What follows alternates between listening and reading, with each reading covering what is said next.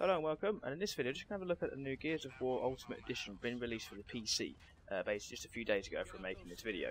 Now it's basically a remastered version of the Xbox version of Gears of War, the very first one that came out a few years ago. So basically in this video just going to do a few benchmark tests on it, just basically have a look and see how it runs, probably even see exactly how it is to install the game as well, so I understand having a few problems with that as well. So we'll have a look into that and see if we can clear a few things up.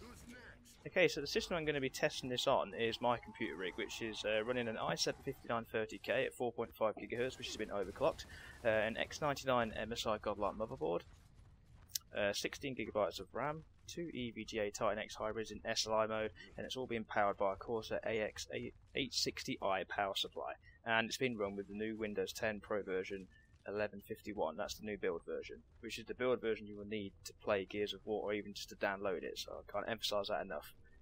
The minimum specs for this game aren't actually too bad. I thought there's going to be a little bit higher than what they were, and the ideal specs are probably actually a little too high. I was expecting them to be a little bit lower, but nonetheless here they are. The minimum specs here is you need to have an i5 at minimum, 2.7 GHz with an AMD FX6 core, 8 GB of RAM, a minimum of a GPU AMD R7, and we'll get onto AMD in a moment as well. There's an issue with it currently going on. The NVIDIA GTX 950 Ti is a minimum, but really you just need to make sure it's got at least 2 GB of RAM, of video RAM, and 60 GB of hard drive space, which was quite shocking actually. I was expecting a lot less than that. 60 GB is probably the biggest game I've put down now.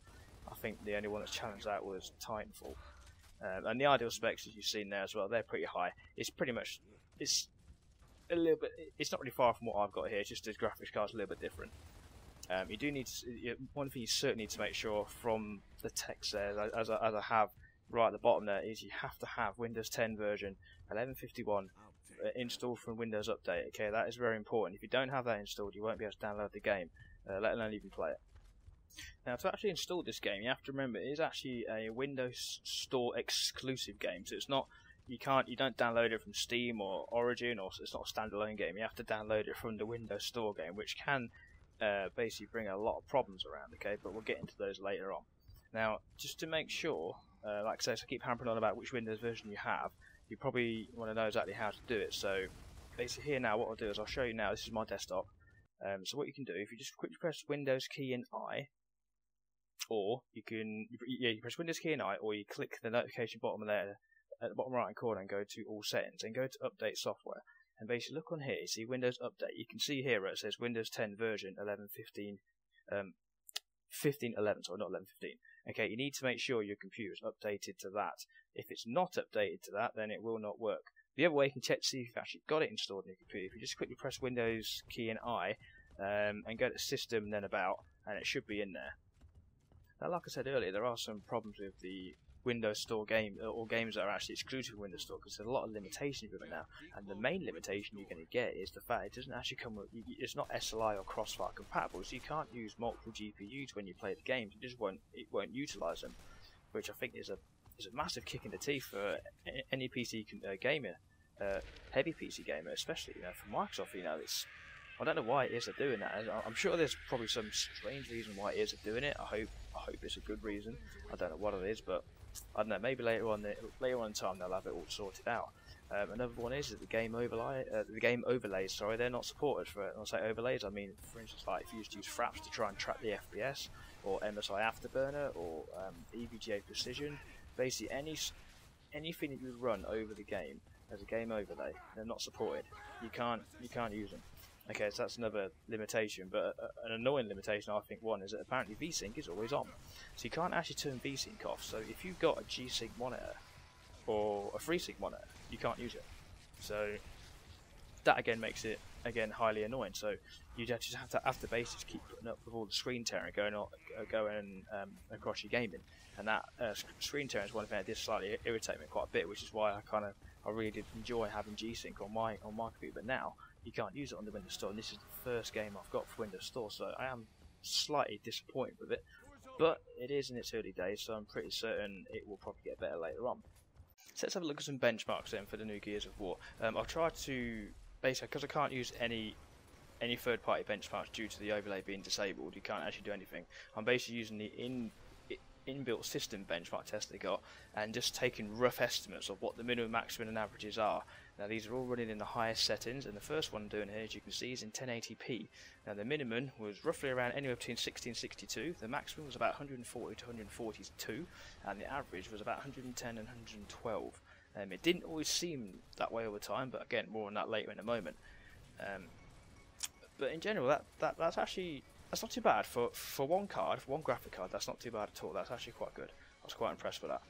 So moving on to 2K, then you can see the minimum frame rate here is between 48 and 50. The maximum frame rate is between 110 to 112, and the average frame rate is 76 to 78. Remember, these are rough estimates, and they're at the exact same settings as 1080p, just with the resolution slightly cranked up. I suppose, yeah, it is definitely pretty good results, really. But then when you compare it to the likes of, say, Witcher 3, that you can run that on one card, that's really well optimized just for one card. You can get the likes of you can get the average between 60 to 70 at ultra settings and with hairworks on. And you know, you compare that to this, you sort of question, have they optimized this game really well or have they not? I don't know. I'll leave you guys to decide that. If you have got a Titan X or a 980 Ti, you'll definitely be able to run this in 2K. If you had a 980, I'd say you'd probably be hitting anywhere between 60 to 55. Anything below the 980, and you'll probably struggle to hit the 60 FPS at 2K with maximum settings. So you may have to turn a few things down. Obviously, SLI don't work, so don't even bother trying to put another card in just to play this game. So that's not going to happen. Now you may have also noticed in all this I haven't actually mentioned a single AMD graphic card. That's because currently, at the time of making this video and when the game's released, none of the AMD cards actually works with the game.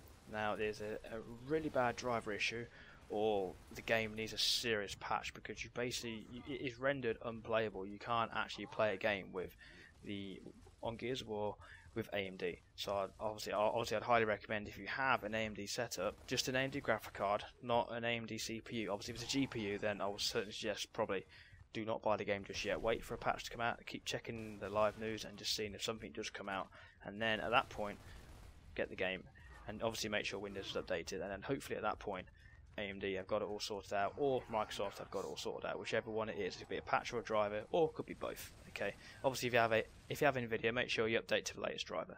But during the benchmark test, I did manage to take some other statistics as well, just to see how well the game's actually sort of running with it. And the CPU usage was actually anywhere averaging between 48 to 50%, and sometimes spiking above 60. Spiking above 60, but that's only really for a second.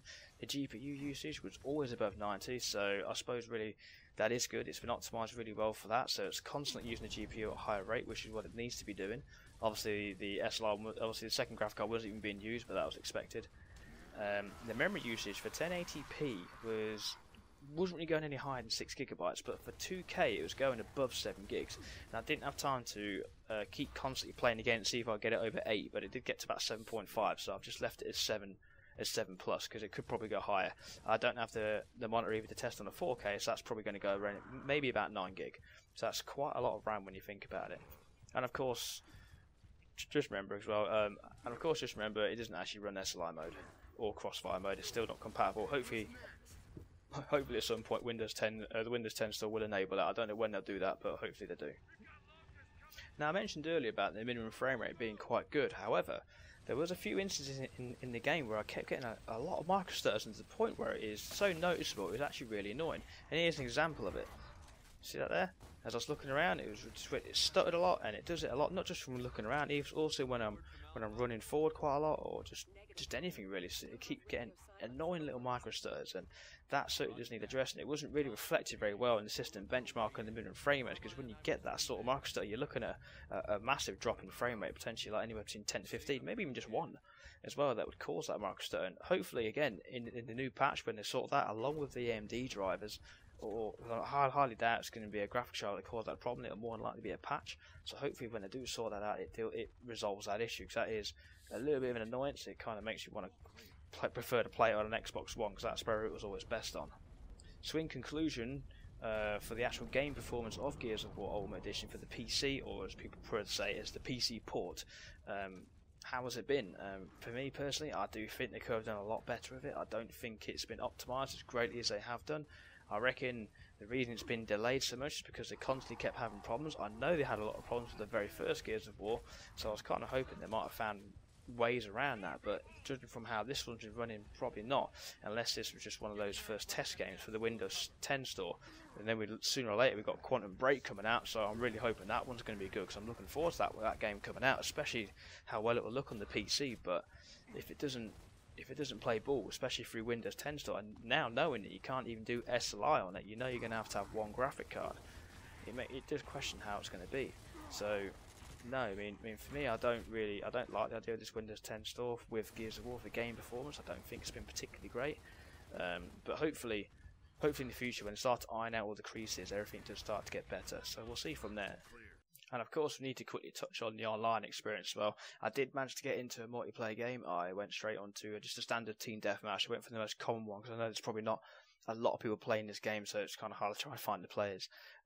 But in retrospect, is it really any different? No, not really. It's exactly the same as it's actually not really much different to the very first Gears of War that I played in the 360. I haven't played the new one, the Gears of War Ultimate Edition on Xbox One, but it's not really any different. If anything, it's more likely exactly the same. I've not seen anything different about it, so there shouldn't be any hidden surprises there for you, and it should run pretty well. So I suppose what you really could ask is this one of the worst PC port games that's come out for a long time, or maybe even since Batman Arkham Knight? I mean, everyone knows how terrible that was, but at least all the cards could actually use it. But in this case here, AMD can't even touch the game. It's ludicrous, absolutely ridiculous at how bad it is, or how badly prepped it is when it came out. To be honest, I did expect a lot better from Microsoft, really, because the sort of company that they are, how big they are, you do expect them to get things right first time. Not have to keep throwing things out and just seeing how it runs, knowing full well that it doesn't even play that AMD can't even touch it. So commiserations to anyone out there who's got AMD graphic cards. But overall, I mean, was it good? I don't know. Only time will tell.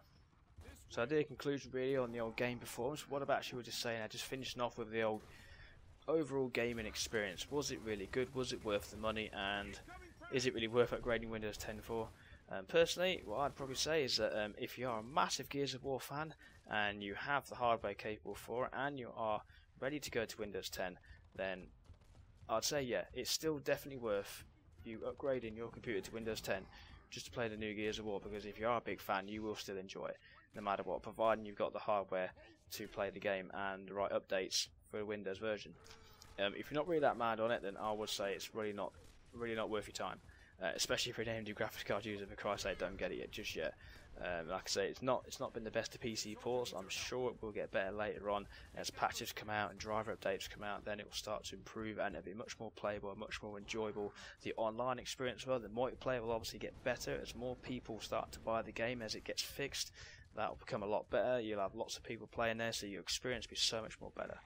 Other than that, everybody, that is all from me. Like or dislike this video, leave a comment below if you have any problems, questions or queries, or if you have any other feelings about this game that you like to say, or even better yet, how are you experienced in this game? Let's stick your comments in below, let's get talking about it. And of course, don't forget to click subscribe. Thanks a lot guys, and I'll see you again.